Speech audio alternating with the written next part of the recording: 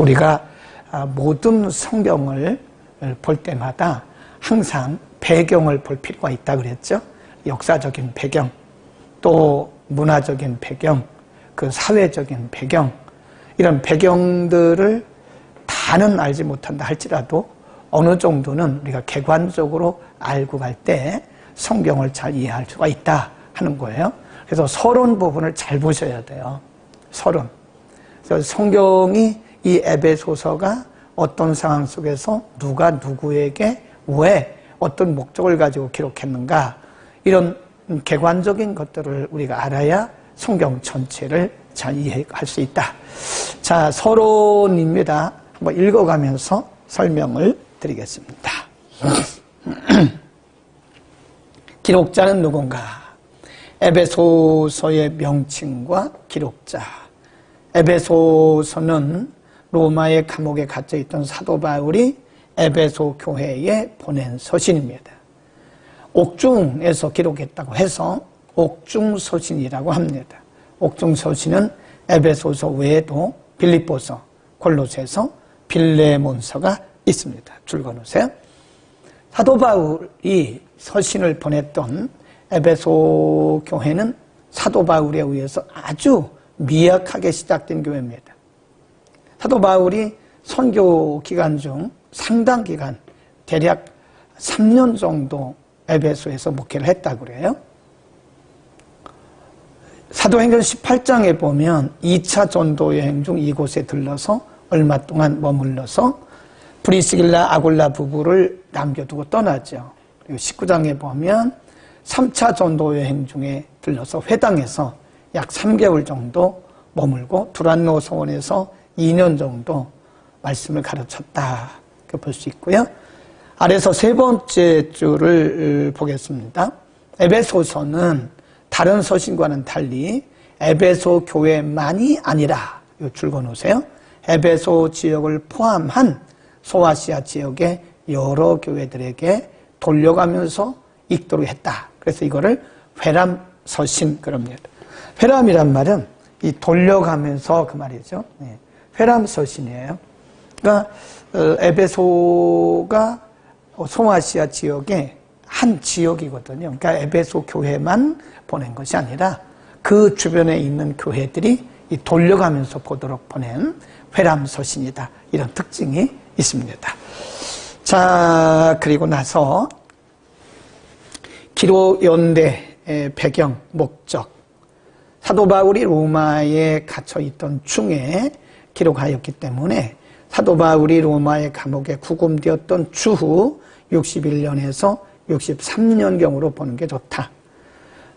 대부분 성경학자들은 에베소서가 추후 62년경에 기록됐을 것으로 보고 있습니다.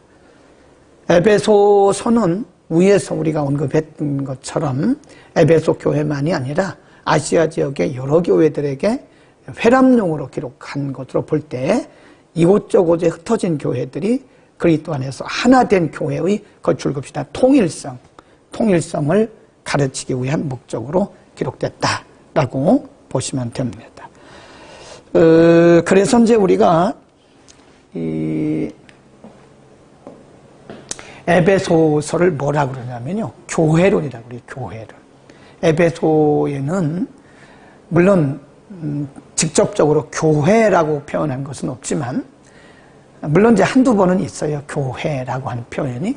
근데 전반적으로 볼 때 이것이 교회론이다. 에베소서는 교회론이다. 이렇게 말하는 성경학자들이 꽤 있습니다.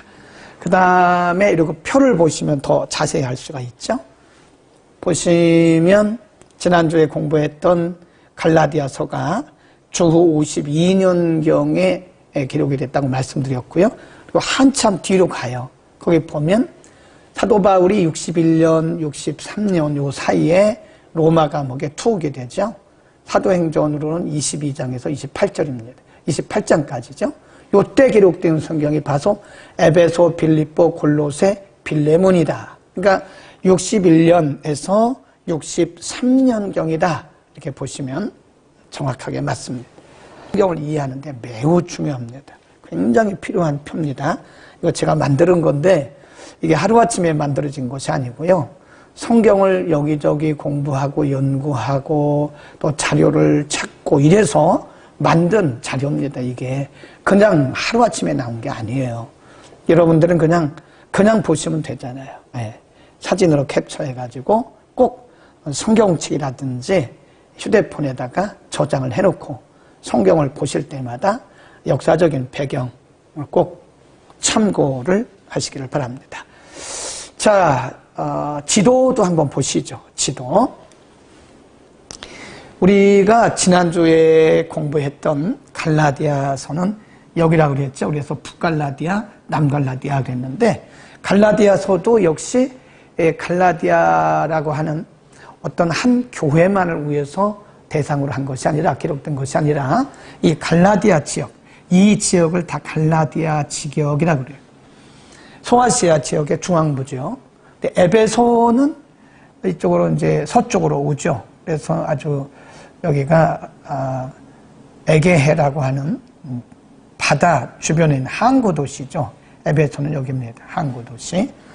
요한계시록에 보면 소아시아 7교회가 나오잖아요. 그래서 에서보 두사빌라 그런데 에베소, 서머나, 버가모, 두아디라, 사데, 또 빌라델비아, 라오디게아 이렇게 나와요. 에서보 두사빌라, 에서보 두사빌라. 요한계시록에 나오는 7교회가 이 지역에 있는데, 그러니까 에베소서는 꼭 에베소 교회 이 지역에 있는 교회만을 대상으로 하는 것이 아니라 이 지역에 있는 여러 교회들이 돌려가면서 보라. 그래서 이거를 회람서신이라고 한다. 꼭 기억하시길 바랍니다. 꼭 기억하시고요. 에베소서는 이 지역을 대상으로 한다. 에베소는 바로 에게해라고 하는 지중해, 여기는 지중해고 여기는 에게해인데요. 지중해와 에게해 중간 지역에 위치하고 있는 항구 도시다. 이렇게 보시면 되겠습니다. 다음으로 가겠습니다. 이제 우리가 본론으로 가죠. 본론으로 가서 에베소 특징 한 번 더 하고요. 이게 굉장히 중요하기 때문에 이 부분 공부하고 가겠습니다. 에베소서의 특징 1. 여러 교회의 회람용으로 기록하였기 때문에 개인에 대한 언급이나 문안, 회고담 같은 개인적인 내용들이 비교적 없거나 적다. 다른 데 비해서 그렇게 보시면 되고요. 2. 어떤 특정한 교회 문제를 다루는 것이 아니고 모든 교회들에게 해당되는 일반적인 주제를 다루고 있다. 일반적인 주제다. 3. 은혜로 구원받은 성도들이 하나님의 영광을 위해서 선하고 합당하게 살도록 삶의 지침입니다. 삶의 지침. 구원받은 성도의 삶의 지침, 방향성 35가지가 적어도 기록되어 있다. 4. 골로새서와 유사점이 매우 많습니다. 그러니까 전체 에베소서 전체 155절 가운데 80절이 에베소서 골로새가 이렇게 유사하다. 그래서 이 골로새서하고요 에베소서를 쌍둥이 서신이라 그래요. 네. 거의 3분의 2 이상이 에베소서와 빌립보서는 이렇게 유사하게 중복되는 부분이 있습니다. 꼭 기억하시기를 바랍니다. 자, 그러면 이제 본론으로 들어가서요. 에베소서는 전체가 6장인데 우리가 이제 성경 전체를 나누는 거를 하고 있는데 굉장히 중요해요. 제가 강의하는 특징 중에 하나가 성경의 구조를 여러분에게 말씀드리는 거예요. 이 공부가 다 끝나고 나면 이걸 책으로 낼 겁니다. 책으로. 그래서 우리가 그동안에 공부했던 그런 구조 있죠. 구조. 골격. 스트럭처라고 그러는데 이 스트럭처를 책으로 내면 굉장히 도움이 될 것 같아요. 지도도 넣고 서론, 특징, 목적 이런 것들을 종합적으로 해서 구조 같은 거를 넣으면 성경을 보는데 매우 중요한 자료가 된다. 그래서 크게 보면 에베소서가 전체가 6장인데요. 크게 보면 1부, 2부로 나누어요. 그래서 1장부터 3장, 4장부터 6장 이렇게 나누는 것을 우리가 뭐라 그러냐면 성경의 구조라 그래요. 구조. 창세기도 그렇게 우리가 구분했었잖아요. 내용적으로 보면 다 이렇게 골격이 나옵니다. 스트럭처가 나와요. 이런 것들을 이해하면 성경을 구체적으로 이해하는데 굉장히 좋습니다. 예를 들어서 우리가 산이 있어요. 산이 있는데 이 산 안에는 나무도 있고 바위 덩어리들도 있고 이끼들도 있고 뭐 별거 다 있습니다. 이 안에. 그런데 우리가 산을 볼 때 먼저 멀리 산을 먼저 보는 게 좋아요. 이 산의 모양이 어떻게 생겼는가. 산의 모양이 높으냐 낮으냐 뭐 세모냐 네모냐. 그래서 멀리서 산을 한번 보는 거예요. 그리고 가까이 가서 산 안에 무슨 나무가 있느냐. 나무가 한 가지 종류가 아니잖아요. 거기 보면 소나무, 자작나무, 잣나무, 또 엉겅퀴 같은 풀, 별거 다 있잖아요. 가시나무, 이렇게. 그래서 이렇게 골격을 따지는 것을 전체를 보는 거다. 그리고요, 그 내용 하나하나를 보는 것을 산 속에 있는 것들을 보는 것이다. 그런 그렇게 설명을 합니다. 다 지워졌어요? 다시. 그래서 1장부터 3장, 4장부터 6장. 그런데 여기에 볼 수 있듯이 은혜와 구원, 하나님이 우리를 어떻게 구원하셨는가 하는 은혜, 하나님의 은혜 그리고 구원에 대한 말씀을 하고요. 그 다음에 로마서하고 비슷해요. 로마서에도 보면 1장부터 11장까지는 하나님의 구원의 원리잖아요. 어떻게 인간이 구원에 이르게 되는가. 그리고 12장부터 16장까지는 구원받은 성도의 삶이잖아요. 똑같아요. 에베소 똑같습니다. 앞에서는 우리를 구원하신 하나님의 은혜에 대해서 말씀하고 4장부터 6장까지는 은혜로 구원받은 하나님의 백성들은 어떻게 살아야 되느냐. 굉장히 중요한 거예요. 그래서 우리가 이것을 삶의 지침이다. 그럽니다. 이게 무너지면 앞에도 무너지는 거예요. 그래서 신앙이라고 하는 것은 믿음과 그리고 삶, 이제 생활이라 그러는데 믿음과 삶이 이렇게 균형을 이루어야 됩니다. 아무리 도덕적이고 윤리적이어도 믿음이 없으면 그건 속빈 강정이에요. 그거 착해 보이는 것 뿐이지 절대 구원 못 받습니다. 윤리와 도덕으로 구원 못 받아요. 아무리 착해도 예수를 믿지 않으면 구원받지 못해요. 그러니까 우리가 겉으로 나타난 윤리적으로 도덕적으로 깨끗한 것들 보고 그 사람 훌륭하다 그러면 안 됩니다. 그거 속빈 강정이에요. 반대로 믿음은 있어요. 기도도 많이 하고 방언도 하고 예언도 하고 뭐 능력도 행하는데 삶을 보면 엉터리예요. 막 거짓말도 하고 남의 거 훔치고 남 비난하고 비판하고 원망하고 불평하고 그러면 그게 거룩한 삶이 아니거든요. 구원받은 성도들은 항상 새 생활을 살아야 돼요. 새로운 생활, 새로운 삶. 그래서 이 믿음과 삶이 균형, 우리가 그거를 뭐라 그러냐? 균형과 이 조화라고 얘기를 합니다. 그러니까 우리가 신앙생활은요, 균형을, 이 밸런스를 이루어야 좋습니다. 아무리 기도를 많이 해도 우리의 삶이 가정에서나 또 회사에서나 이 사회에서 사람들에게 손가락질 당하고 사람들에게 짓밟히고 무시당하면 그것은요, 그거를 우리가 잘못해서 무시당하면서 그거를 핍박이라고 말하면 안 됩니다. 그게 무슨 핍박입니까? 내가 잘못해서 그런 건데. 그러니까 우리의 신앙과 우리의 삶은 항상 균형을 이루고 조화를 이루어야 된다. 그 말씀을 먼저 드리고 전체적인 구조가 그렇다 이겁니다. 자, 이제 한번 가보겠습니다. 1장, 2장, 3장을 보는데요. 이 부분에서는 은혜와 구원인데 굉장히 중요한 부분들을 많이 말씀해요. 1절, 하나님의 뜻으로 말미암아 그리스도 예수의 사도된 바울, 굉장히 중요합니다. 우리가 이것을 뭐라 그러냐, 정체성이라 그럽니다. 정체성. 아이덴티티라 그럽니다. 내가 누구냐? 예. 내가 누군가에 대한 정체성이 없으면 우리는 흔들리게 되어 있습니다. 예. 그래서 우리가 자신의 정체성을 먼저 아는 게 중요해요. 열심히 주의 일을 하다가 누가 한마디 한다고 그걸 놔버리면 내가 누군가를 모르는 정체성이 부족한 거죠. 우리는 각자가 하나님의 존귀한 자녀일 뿐만 아니라 하나님께서 우리에게 맡겨주신 사명이 있는 사명자들이에요. 하나님께 부름받은 자들이에요. 각각.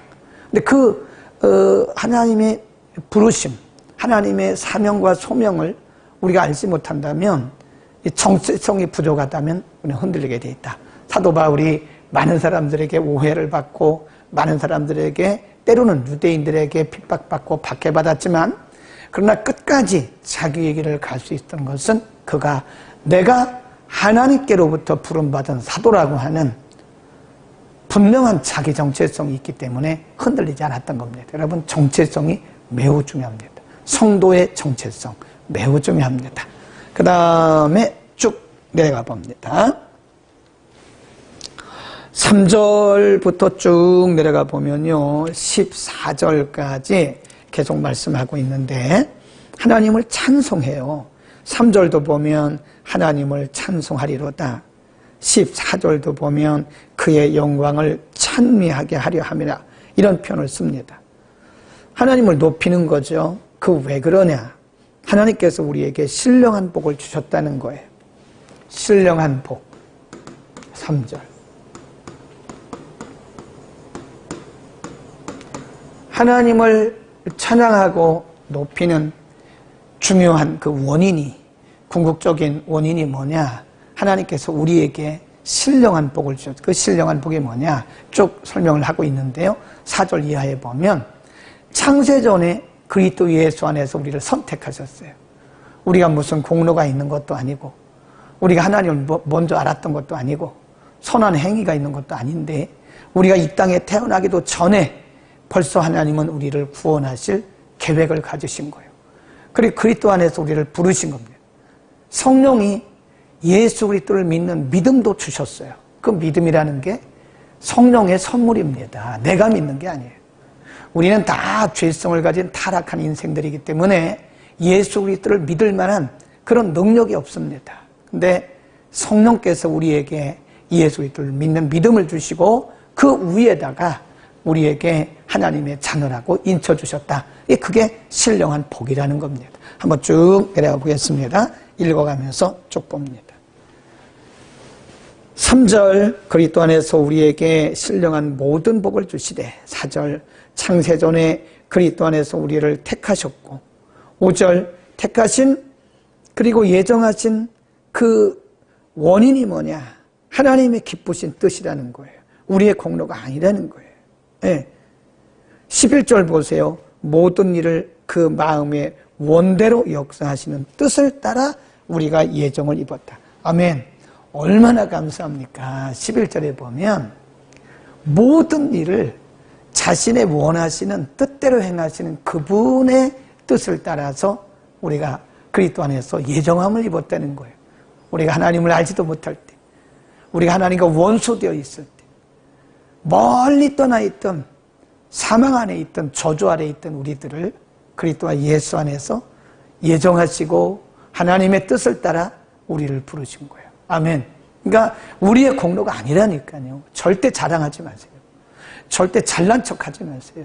우리를 드러내지 마세요. 전체가 다 하나님의 은혜입니다. 그분의 뜻을 따라 그분의 목적대로 우리를 부르신 것이기 때문에 우리는 자랑할 뿐이 오직 예수 그리스도밖에 없어요. 높일 것은 하나님의 은혜밖에 없습니다. 아무도 우리는 우리 자랑을 해서는 안 된다. 우리 자신을 자랑해서 안 돼. 조그마한 일을 해놓고 우리가 그걸 드러내놓고 자랑하면 안 됩니다. 하나님의 은혜가 무한대인데 우리는 하나님 앞에 불평해도 안 되고 불순종해도 안 되는 거예요. 이렇게 무한하신 사랑을 주신 하나님 앞에 우리가 어떻게 불평하고 불만스럽게 말할 수가 있겠습니까? 아멘. 밑에 쭉 내려가 봅니다. 또 이렇게 말씀을 합니다. 6절 보세요. 우리를 그렇게 사랑하시고 창세전에 예정하시고 택하신 목적이 뭐냐? 6절. 이는 그의 사랑하시는 자 안에서 우리에게 거저 주시는 바 그의 은혜의 영광을 뭐하게? 찬미하래. 하나님을 영화롭게 하기 위해서 하나님이 우리를 이렇게 선택하신 것이다. 14절도 보면 이는 우리의 기업의 보증이 되사 그 얻으신 것을 구속하시고 그의 영광을 찬미하게 하려 하심이라 그랬어요. 하나님이 우리를 구원하시고 하나님의 자녀 삼으신 궁극적인 목적은 하나님 영광 받으시려고 하는 거예요. 그러니까 모든 일들은 다 그분에게 올려드려야 돼요. 모든 일의 영광은 그분에게 올려드려요. 사람이 영광 받으면 안 됩니다. 내가 뭘 잘한 것처럼 내가 영광 받으면 안 돼요. 하나님의 영광을 도적질하는 거예요. 하나님의 영광을 가로채면 죽습니다. 성경에 보면 하나님의 영광을 가로챈 사람들이 하나님께서 쳐서 죽게 하신 경우가 많아요. 오직 하나님께 영광입니다. 아멘. 오직 하나님께 영광. 아멘. 자, 쭉 내려갑니다. 이제 15절부터 23절까지는요, 사도 바울이 기도예요, 기도. 하나님께서 에베소 교회 성도들을 어떻게 영적으로 성숙시켜달라고 하는 17절 보세요.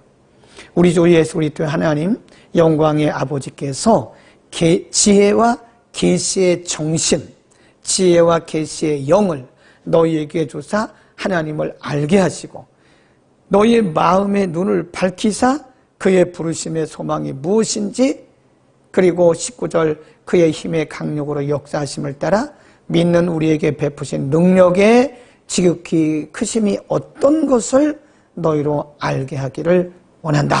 그래서 사도 바울의 기도는요,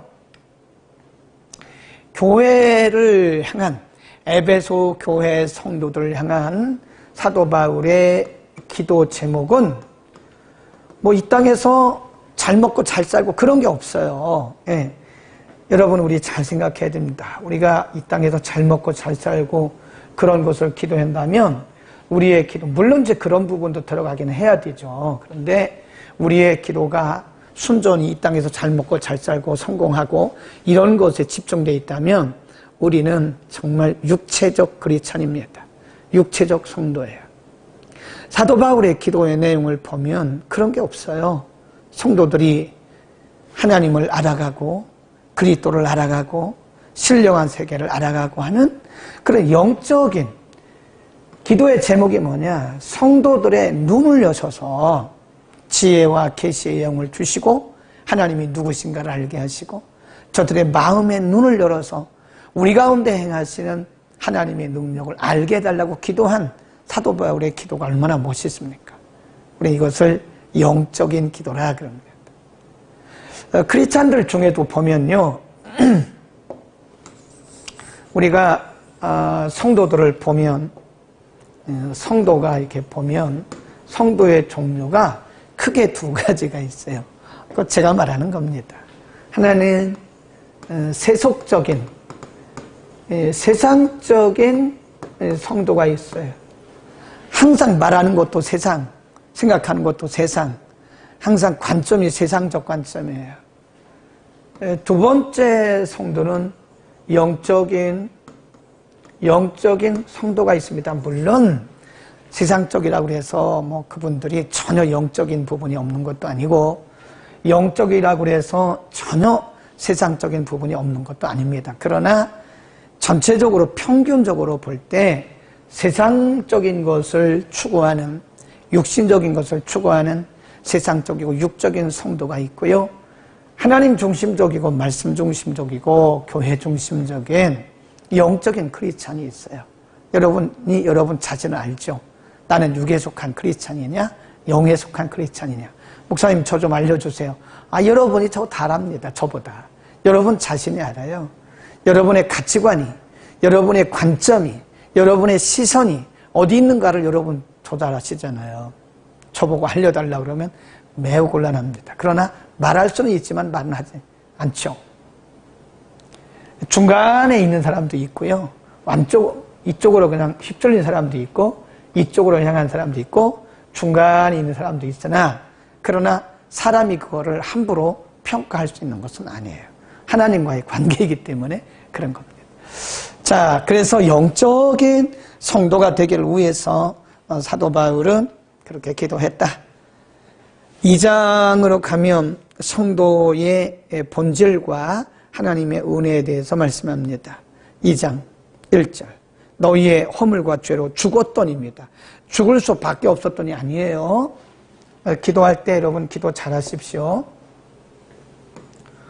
우리는 습관적으로 죄와 허물로 죽을 수밖에 없었던, 뭘 죽을 수밖에 없었던, 이미 죽었던 자들인데요. 그러니까 우리가 성경의 문맥도 잘 보시고요. 표현들을 잘 보셔야 돼요.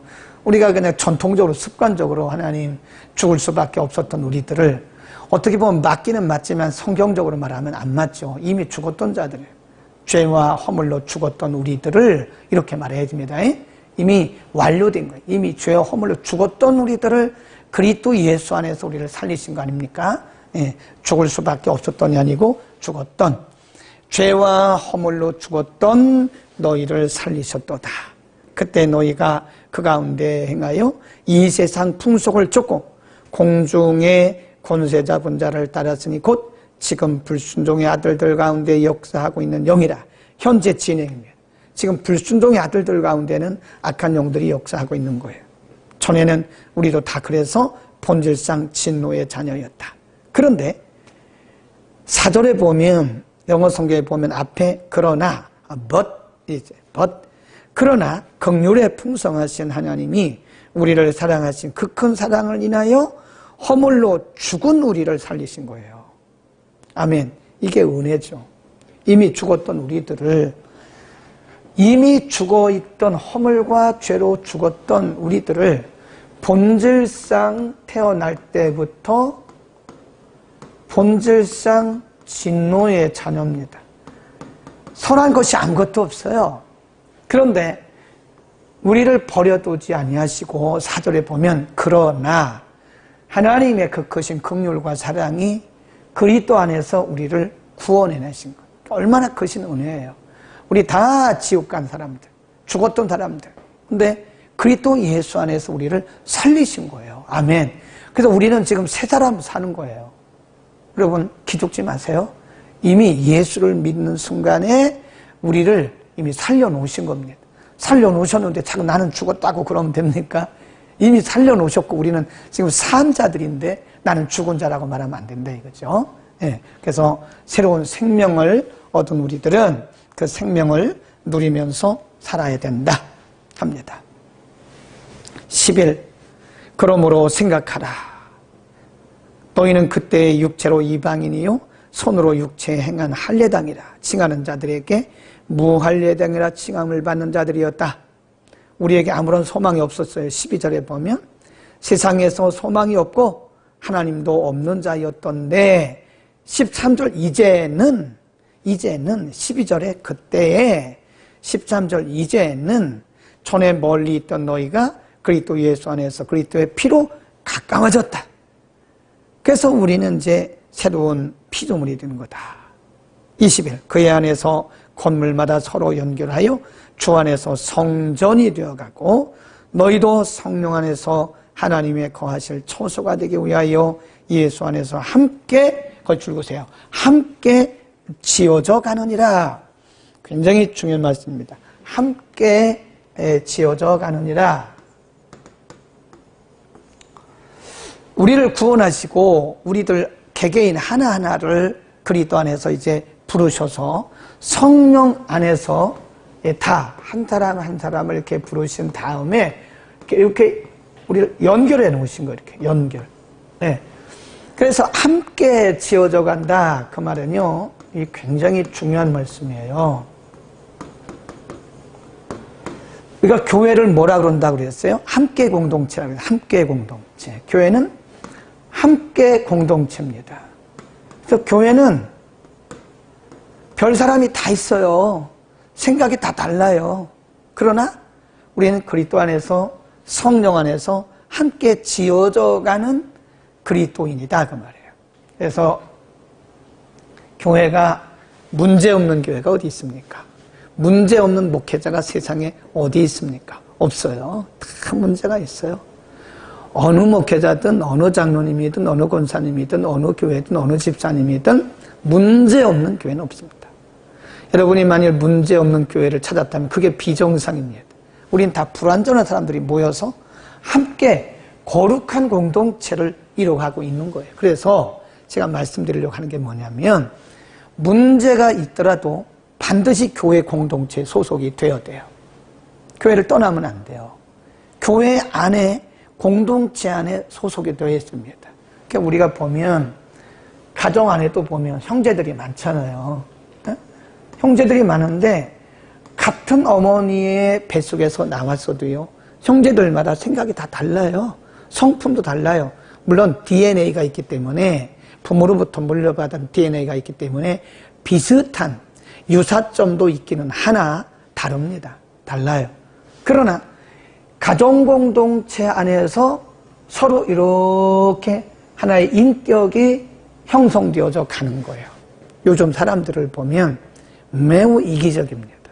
굉장히 이기적이에요. 본인들은 몰라요. 얼마나 이기적인지 모릅니다. 극단적인 이기주의에 빠져 있어요. 본인들은 모른다니까요. 자기가 얼마나 이기적인지 모릅니다. 저도 마찬가지일 거예요. 근데 우리 시대만 해도 그래도 괜찮았다니까요. 우리는 형제들이 많잖아요. 네. 우리도 8남매예요. 어떤 가정은 7남매, 6남매, 5남매, 4남매. 보통 우리 시대는 다 그랬어요. 10남매도 있어요. 11남매도 있더라고요. 그러나 형제 자매 간에 다른 점이 있을지라도 가정 공동체 안에서 서로 함께 인격이 형성되어져 가는 거거든요. 근데 요즘에 보세요. 하나님은 둘입니다. 참 어떤 때는 안 됐다는 생각이 들어요. 이 아이들이 앞으로 이 세상을 어떻게 살아갈 것이냐. 굉장히 이기적이고 극단적인 이기주의에 빠져 있거든요. 자기밖에 몰라요. 세상의 문화가 앞으로 많이 바뀔 겁니다. 결혼식 문화도 바뀌고요. 장례식 문화도 아주 많이 바뀝니다. 가족이 없는데요. 3일장을 어떻게 치릅니까? 가족이 없는데. 상주가 없는데 어떻게 3일장을 치러요? 그래도 우리만 해도 가족들이 있으니까 상주 여럿이잖아요. 그러니까 한 사람당 뭐 몇십 명만 와도 그래도 3일은 간다고요. 근데 한 명인데, 상주 한 명인데 어떻게 사람이 있어요? 몇 명은 오겠죠. 3일 못 갑니다. 앞으로는 장례 문화, 결혼 문화 이런 모든 문화들이 바뀐다고요. 중요한 것은 이기적이다. 그냥 혼자기 때문에. 하나니까. 그래서 교회 공동체가 중요한 거예요. 이제 핵가족화되다 보니까 이제 교회 안에서 우리가 서로 형제 자매로 살아가는 수밖에 없는 거예요. 믿음의 공동체가 아니면 장례식도 못 치릅니다, 이제. 믿음의 공동체가 아니면 결혼식도 못 해요, 앞으로는. 그래서 우리가 교회 공동체, 물론 꼭 이것 때문에 교회 소속이 되는 건 아니고, 성경이 말씀하는 본질적인 것은 우리가 교회 안에서 서로 신앙 인격이 함께 지어져 가는 거예요. 서로 부딪혀가면서 시험도 주기도 하고, 시험 받기도 하고, 상처를 받기도 하고, 상처 주기도 하면서 우리가 함께 지어져 가는 함께 공동체입니다. 교회를 사랑해야 돼요. 그리고 반드시 교회 소속이 돼야 됩니다. 아멘. 3장으로 갑니다. 예, 3장으로 가겠습니다. 이거는 이제 지우고요. 3장에 보면 이제 구원의 비밀에 대해서 말씀을 하고 있는데 여기서 사도 바울은 자기 얘기를 조금 하다가 다시 14절 이하에 가보면 사도 바울은 다시 기도를 합니다.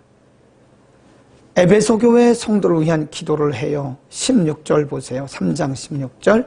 그 영광의 풍성을 따라 그의 성령으로 말미암아 너희의 뭐를? 속사람을 강건하게 하옵시고 믿음으로 말미암아 그리스도께서 너희 마음에 계시게 하옵시고 너희가 사랑 가운데에서 뿌리가 박히고 터가 굳어져서 너희 모든 성도와 함께 또 나오잖아요. 모든 성도와 함께 지식에 넘치는 그리스도의 사랑을 알아. 그 넓이와 길이와 높이와 깊이가 어떠함을 깨달아서 하나님의 모든 충만하신 것으로 너희에게 충만하시기를 간구한다. 20. 우리 가운데서 역사하신 능력대로 우리의 온갖 구하는 것이나 생각하는 것에 더 넘치도록 능히 하실. 거기다 줄 그어놓으세요. 하나님의 은혜가 우리가 구하는 것보다 항상 넘치게 주십니다.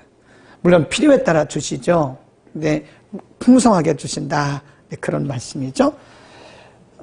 여기서 3장 16절에 보면요.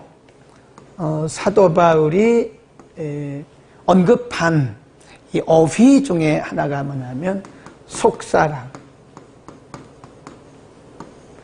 inner person 그럽니다. inner.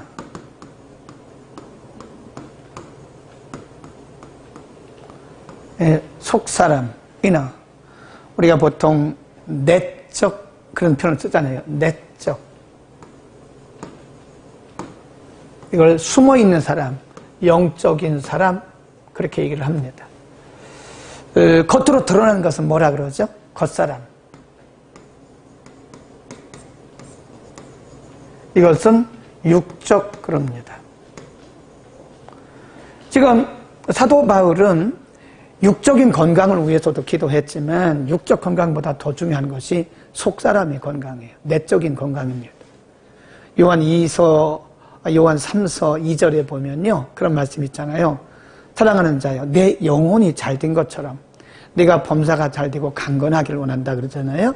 그래서 사도 요한의 가르침도 마찬가지예요. 사도 요한을 통해서 성경이 말씀하신 것은 내 영혼이 건강한 것처럼 내가 잘되고 범사가 잘되고 강건하기를 원한다. 이게 속사람이거든요, 그게. 그래서 우리가 보면요. 내적 치유란 말을 많이 쓰잖아요. 내적 치유. 이거를 우리가 inner healing 그럽니다. 내적 부분.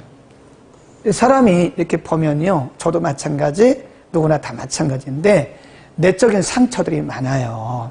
어떤 분이 이상한 행동을 해요. 분노가 조절되지 않아요. 그것은 그 사람이 겉으로 드러난 이 분노라고 하는 것은 내 속에 상처가 있기 때문에 그렇게 표출이 되는 거예요. 그러니까 우리가 그걸 뭐라 그러냐면 이렇게 하잖아요.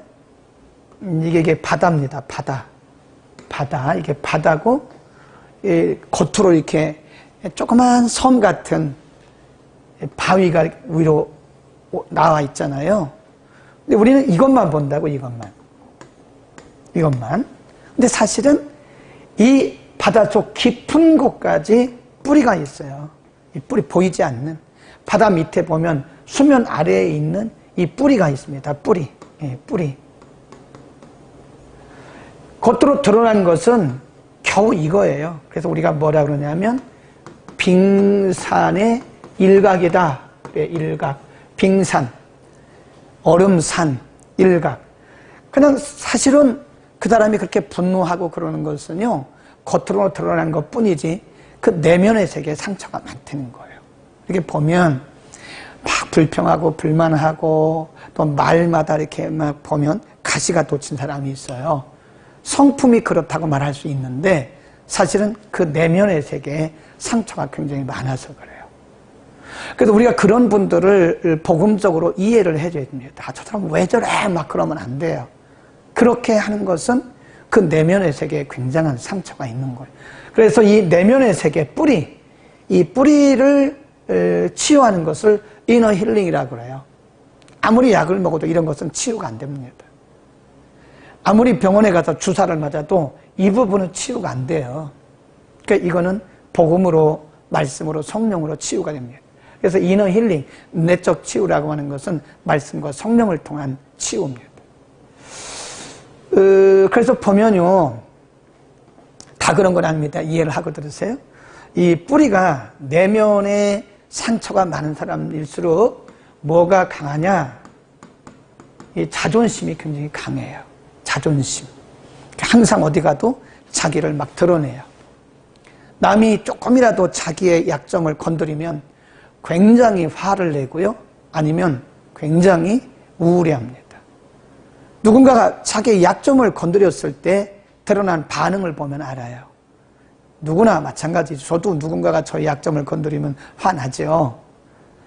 근데 누구나 그럴 수는 있으나 극단적인 반응을 보일 때는 그 속에 상처가 있기 때문에 그것이 자존심이라고 하는 것으로 자기를 이렇게 커버하는 거예요. 자기 변호라고도 하고요. 그러나 자존감이 내적으로 치유가 된 분들을 보면요, 자존감이 굉장히 높습니다. 그러니까 자존심은 점점 약해지고 자존감이 높아요. 그래서 크게 그런 문제에 대해서 문제 삼지를 않아요. 그런 것들 때문에 상처받지 않습니다. 그래서 우리가 내적 이너 힐링, 속사람을 건강하게 하시고 말은 말씀과 성령을 통해서 우리의 내적인 사람을 건강하게 해달라, 그런 얘기입니다. 이해하시겠죠? 그러니까 우리가 너무 겉으로 거칠게 하는 것은 사실 우리의 속사람이 건강하지 못한 거예요. 우리의 속사람이 먼저 건강하기를 바랍니다. 그것은 우리의 힘으로 되는 것이 아니라 하나님 앞에 간절히 사모해야 되고 말씀과 성령을 통한 근본적인 치유가 있어야 된다 하는 것을 말씀을 드렸습니다. 예, 많은 분들이 지금 들어오셨고요. 아멘도 댓글로 남겨주시고 있습니다. 우리의 속사람이 강건해지기를 기도하자. 4장, 5장, 6장까지는 다 삶의 지침입니다. 중요한 부분만 쭉 넘어가겠습니다. 12분만 더 하겠습니다. 4장 1절. 여기서부터는 이제 4장부터 여기 빠졌는데요. 6장까지입니다. 4장부터 6장까지 구원받은 성도의 삶에 대해서 말씀을 합니다. 1절, 그러므로, 이 말은 뭐죠? 은혜로 구원받았으므로, 새 사람이 되었으므로, 주 안에서 갇힌 내가 너를 권하노니, 너희가 부르심을 입은 부름에 합당하게 행하라. 예, 새로운 사람답게 살아라. 그런 얘기입니다. 하나님께서 새로운 은혜 주셔서 새 사람 되게 하셨으니 이제는 합당하게, 부르심에 합당한 삶을 살아라. 그것이 뭐냐? 이거를 우리가 뭐라고 하냐면 성도의 삶의 지침.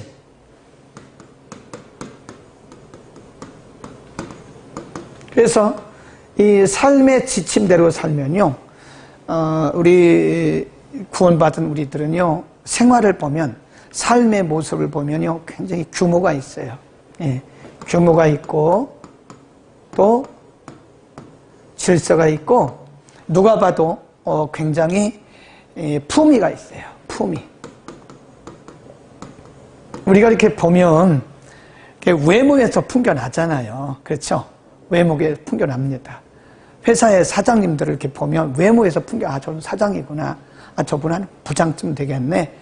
외모에서 물론 이제 부장인데 사장 품이 있는 사람도 있긴 한데, 되게 보면, 이렇게 우리가 믿는 사람들도 보면 우리의 겉으로 드러난 모습을 보면서 저분은 목사님쯤 되겠구나. 저분은 장로님쯤 되겠구나. 저분은 권사님쯤 되겠구나. 저분은 집사님이겠구나. 대충 알잖아요. 그 품위가 겉으로 드러난 그 품위에서 우리의 때로는 우리의 그 직분까지도 어느 정도 드러날 수 있게 나타난다 하는 것을 볼 수가 있습니다. 품위. 그래서 구원받은 우리들은요, 품위 있게 살아야 돼요. 품위. 성도의 품위. 구원받은 우리들이 품위 없이 행동하면요, 복음에 상처를 내는 겁니다. 말도 품위 있게 해야 돼요. 확실히 말씀과 성령으로 거듭나고 성숙한 성도들은요, 언행심사가 품위가 있어요. 이렇게 보기도 아름다워요. 품위가 있구나. 네, 품위가 있어요. 여러분, 우리가 지침대로 살아서 품위 있기를 바랍니다. 구원받은 우리들이 품위가 없으면요, 하나님의 영광을 손상시켜요. 그리고 복음의 빛을 가리우게 됩니다. 우리가 늘 예배드리고 기도하고 은혜 받는 이유가 뭡니까? 품위 있는 삶을 살기 위한 거 아닙니까? 품위 있는 삶을 살아야 복음이 빛이 나고 하나님의 영광이 드러나는 거 아니겠습니까? 굉장히 중요한 얘기를 지금 했습니다. 자, 그리고 나서 쭉 내려갑니다. 품위 있는 삶이 뭐냐? 4장 2절 겸손, 온유, 오래 참음, 용납, 그런 겁니다. 쭉 넘어갑니다. 예. 4장 22절, 너희는 유혹의 욕심을 따라 썩어져가는 구습을 쫓는 뭘 버리고 옛사람을 벗어버리고 24절 뭘 입으라? 새 사람을 입으라 그랬잖아요. 네. 그래서 4장 22, 23, 24에 보면 옛사람을 벗어버려라. 옛사람. 그러니까 믿기 전의 모습, 복음 밖에 있을 때의 모습, 옛사람을 벗어버리고 그 다음에 여기 뭐예요? 새 사람을 입으라. 네. 이 옛날 낡은 옷을 벗었으면 새 옷을 입어야 되지 않겠습니까? 네. 새 옷이 뭐예요? 그리스도로 새 옷을 입는 거예요. 그리스도로 옷 입으라 그러잖아요. 복음으로 옷 입는 거예요. 말씀으로 옷 입는 거예요. 은혜로 옷 입어야 돼요. 네. 그래서 우리가 은혜가 떨어지잖아요. 품이 없는 크리스찬이 됩니다. 이렇게 보면 성도들 중에 품위가 떨어지는 성도들이 많아요. 목사님들도 이렇게 품위 없이 행동하는 분들 가끔 봐요. 목사님 왜 저렇게 행동하지? 벌써 우리 모습이 옷 매음새부터 달라야 되는 거 아닙니까? 예. 목사는 목사답게 좀 복장을 하고 다녀야 되고, 우리 평신도들도 크리스찬으로서의 품이 있는 복장을 해야 되죠. 근데 그것도 그거지만 더 중요한 것은 우리의 성품이에요. 우리의 성품. 우리의 성품이 품위가 있어야 됩니다. 예. 겸손하고 온유하고 누가 봐도 용서할 줄 알고 용납할 줄 알고 감사할 줄 알고 이런 게 품위 아니겠습니까? 네. 자, 그 다음에 쭉 내려갑니다. 네. 아멘 댓글 많이 올라오고 있습니다. 25절 이하의 거짓을 버려라. 26절 분을 내어도 죄를 짓지 말고 해가 지도록 품지 말고 28 도적질하는 자는 다시 도적질하지 말고 29절 무릇 더러운 말은 너 입 밖에도 내지도 말고 31절 모든 악독과 노함과 분냄과 떠드는 것과 회방하는 모든 것을 악의와 함께 버리고 5장 1절 하나님을 본받는 자가 되라. 5장 3절 음행과 온갖 더러운 것과 탐욕은 너희 중에서 이름이라도 부르지 말아라. 4절 누추함과 어리석은 말이나 희롱의 말이 마땅치 아니하니 돌이켜 감사하는 말을 하라. 6절 누구든지 헛된 말로 너희를 속이지 못하게 하라. 8절 너희가 전에는 어둠이더니 이제는 주 안에서 빛이라. 빛의 자녀들처럼 행하라. 10절 주께 기쁘시게 할 것이 무엇인가 시험하여 봐라. 이런 말씀을 쭉 합니다. 5장 16절 세월을 아껴라. 18절 술 취하지 말고 오직 성령의 충만함을 받아라. 이런 표현들. 5장 22절 아내들이여 남편에게 복종하라. 25절 남편들아 아내 사랑하기를 그리스도께서 교회를 사랑하시고 위하여 자신을 주심같이 하라. 6장으로 갑니다. 자녀들아 부모를 주 안에서 순종해라. 또 4절 아비들아 너희 자녀를 노엽게 하지 말고 오직 주의 교양과 훈계로 양육하라. 6장 5절 종들아 두려워하고 떨며 성실한 마음으로 육체의 상전에게 순종하기를 그리스도께 하듯 하라. 6절 눈가림만 하지 마라. 7절 단마음으로 해라. 그런 말씀을 쭉 하고 24절 그리스도를 변함없이 사랑하는 모든 자에게 은혜가 있을지어다. 그래서 자 4장부터 6장까지는요 구원받은 성도의 삶의 지침이라고 그랬잖아요. 그게 품이 있는 크리스찬의 삶이에요. 언행, 심사, 말, 행동, 생각, 우리의 모든 사상까지 모두가 다 복음적이어야 돼요. 거듭나야 됩니다. 새 사람을 입어야 돼요. 그러기 위해서는 신앙이라고 하는 것은 항상 이 두 가지 관계가 잘 균형을 이루어야 해요. 그 건강한 신앙입니다. 하나는 하나님과의 관계예요. 이거를 우리가 대신관계라고 합니다.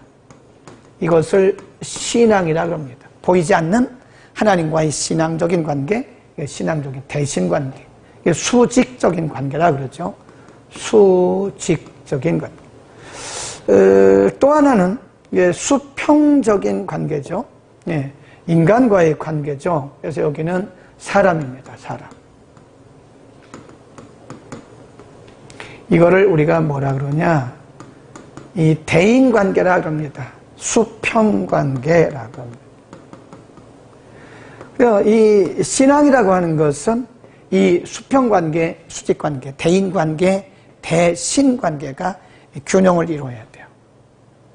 4장, 5장, 6장에서 말씀하고 있는 성도의 새로운 삶의 원리, 지침이라고 하는 것은 사람들과의 관계입니다. 아무리 기도를 많이 해도, 아무리 성경을 수없이 많이 읽고 알고 있어도 인간관계가 파괴되었으면 그것은 깨어진 신앙이에요. 건강한 신앙이 절대로 아닙니다. 우리는 하나님과의 관계를 잘하듯이, 아까 뭐라고 그랬어요?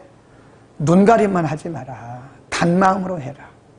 인간관계에도 거짓말하지 마라. 속이지 말아라. 단마음으로 하라 그래. 누구에게 하듯 죽게 하듯. 굉장히 중요한 게 뭐냐? 인간관계에서 성도의 인간관계에서 그 자세, 품새가 뭐냐? 중요한 것이 뭐냐면 주님께 하듯 하라 이게. 우리가 주님에게 거짓말합니까?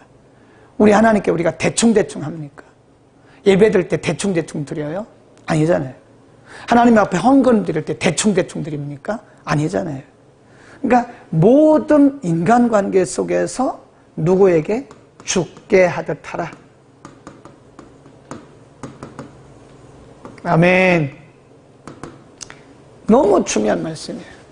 어린아이에게 할 때도요, 막 하면 안 돼요. 주님 대하듯 해야 돼. 우리보다 나이가 적고 못 살고 공부도 못했고 사회적 지위가 낮아도 그분들 한 분 한 분이 모두가 다 하나님 앞에는 소중한 하나님의 형상으로 지음받은 사람들이에요. 인간적인 기준을 가지고 우리가 그 사람들을 마구 대하면 안 됩니다. 제가 늘 얘기하잖아요. 성령 받았다고 말하면서 사람들에게 마구 하는 것은 절대 성령 역사 아닙니다. 그거요. 성령 받은 사람은 그렇게 하지 않아요. 말도 막 하고 언어 폭력을 해요. 그거 아닙니다. 가끔 보면 사역자들 중에서도 언어 폭력자들이 있어요. 성도들에게 막 반말해요. 어떻게 권사님에게 반말을 합니까? 장로님에게 어떻게 반말을 합니까? 에? 김장로 이거 가져가! 아니 장로님이 목사님의 종입니까? 어떻게 그렇게 말을 해요? 김전도사! 어떻게 그렇게 말을 해요? 그러면 안 되는 거예요. 언어 폭력을 하는 사람은 제가 볼 때 성령의 역사 아닙니다. 그것은 우리의 유교적 전통에서 가지고 있는 그런 카리스마인데 그런 카리스마는 성경의 카리스마가 아닙니다. 하나님께 해답돼. 누구에게나. 누구를 대하듯이 우리는 죽게 하듯 할 수 있는 은혜가 우리 가운데 있기를 바랍니다. 그래서 성령 받은 사람들, 하나님의 사람들은 그렇게 말 함부로 하지 않습니다. 사람들을 멸시하거나 사람들을 학대한다거나 사람들을 무시하면 그건 성령의 역사가 절대 아닙니다. 그런 데 가서 기도 받으면 안 돼요. 그런 데 가서 아멘하고 있으면 안 돼요. 성령은 굉장히 인격적인 분이세요. 온유하세요. 그 찬송가도 있잖아요. 비둘기 같이 온유한 은혜의 성령 오셔서 그러고 있잖아요. 성령을 그래서 비둘기로 표시하잖아요. 온유하다는 거예요. 그래서 성령 받은 사람들은 온유합니다. 겸손합니다. 품위가 있어요. 여러분 크리스찬의 품위를 유지할 수 있기를 바랍니다. 은혜가 떨어지면 품위가 흐트러집니다. 은혜가 충만해집니다.